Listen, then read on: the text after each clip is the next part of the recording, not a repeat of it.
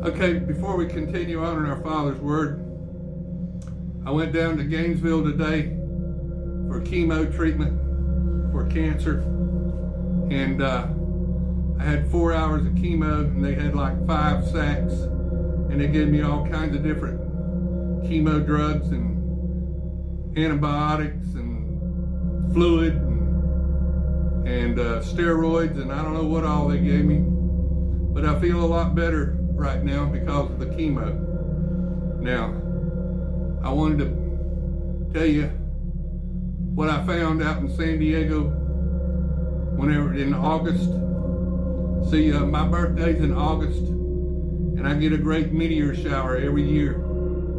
So I've always watched the night sky, especially in August. And I saw a meteor last year, the best one I've ever seen here in Florida. And it came out of the north on the 13th of August. I don't know if any of you people out there have meteor tracking ability, but this meteor went right over the top of Lake City, Florida. And it was headed from the north to the south, and it was low and it was going fast. So I'm sure that it landed either in South Florida, Cuba, or down in South America, or in the water somewhere there in the Gulf. So there was a great meteor that came right through here at 10 o'clock at night on August the 13th of last year. Now, if you're looking for meteors, you got to have all this tracking equipment. And some of you people out there might know what I'm talking about, but I'm just giving you heads up on when a meteor came through here.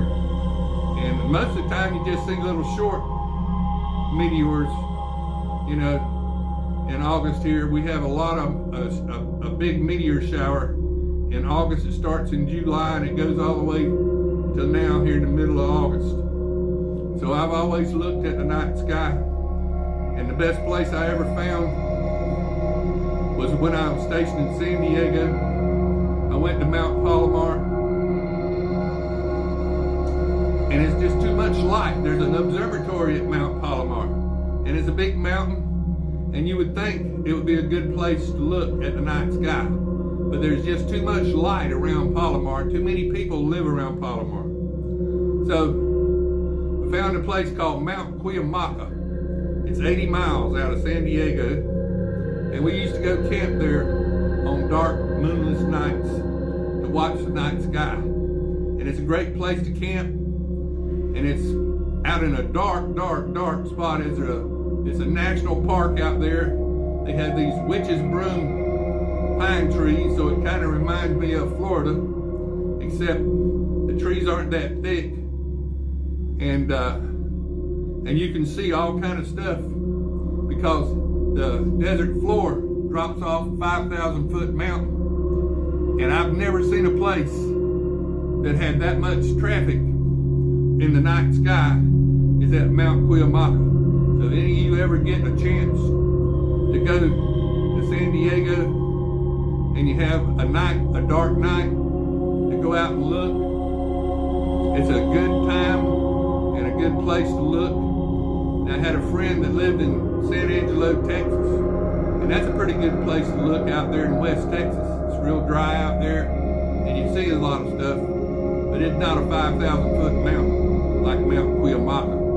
I mean, you're up there, and then you can look at the desert floor from Mount Cuyamaca, and that's the best place that I ever found to look at the night sky. Now, God spends a lot of time out there in San Diego because it's a military town. It's got a big shipyard, lots of ships. It's got a submarine base. It's got Army base, Navy base. It's got Marine base. It's a military town. San Diego is a military town with a lot of military, and God keeps a close eye on San Diego as one of the military hot spots. And God has a great big triangular shaped mothership, and He watches everything you do and everything you say, and He knows what's in your heart. And He writes it all down in the book of life. So He knows when when you die, he's going to open that book of life up, and he's going to find out either you love God or you follow Satan to the lake of fire. Now that's the only two choices you get while you're here on earth, and that's why God created flesh man, to find out.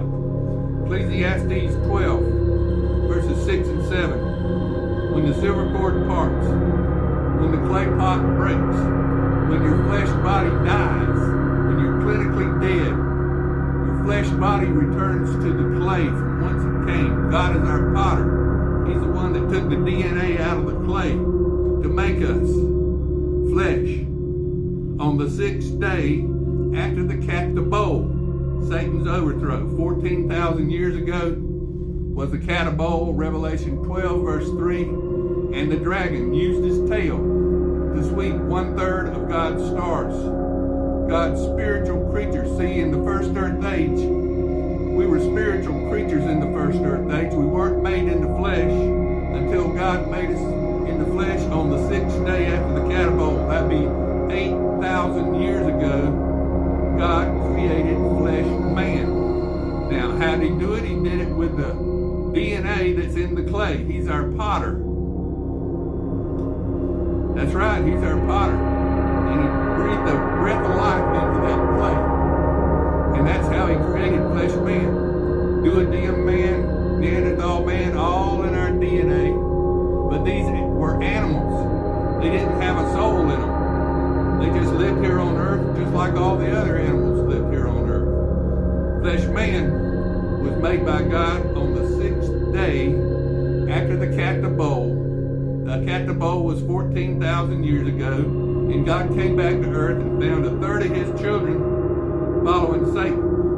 So you start out as a spiritual creature. We were all spiritual creatures, God's stars. Revelation 12, verse 3. And the dragon used his tail to sweep 1/3 of God's stars. God's spiritual creatures. Now this is the Saul, why are you kicking the prick, Saul? The circle of life. We start out as spiritual beings, live forever spiritual beings, and then God created flesh man, and then remember, Ezekiel 16, God owns all souls. All the souls are God's. And God puts these souls in at conception. When the sperm hits the egg, God sends one soul down from heaven to be born innocent in a water sack to either love God or follow Satan. And that's the only two choices you get. And that's why God created flesh man, to fill out this circle of life. Hosea 6:6. God doesn't want burnt sacrifice. He wants your mercy, your love. He wants to know whether you're going to love him this time around or not. And that's the question. And God writes it all down in the book of life. Every day, and everything that you say and everything that you think and everything that's in your heart is written in that book of life. And God's going to know whether you're going to go to the good side of the gulf or the bad side of the gulf, like Lazarus and the rich man, Luke 16. You either go to the good side of the gulf, to the bosom of Abraham, or you go to the bad side of the gulf to be with Satan and the dark side. So either you go with the light or you go with the dark. It's all up to you. It's your choice, and only you can make that choice.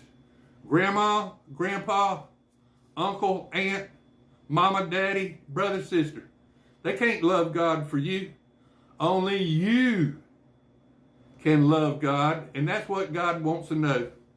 And that's what God's looking for. He's wanting to find out whether you're going to love him or not and stick next to him this time around. And 1 Corinthians 15:52, in the twinkle of an eye, at the last trump, the 7th trump, when the real Jesus comes, you got 5 full moons of Antichrist pretending to be Jesus in the holy place over in Jerusalem. So he's pretending to be God for 5 full moons. That's 147.65 days that Satan's going to be in Jerusalem pretending to be God. And that's how it works.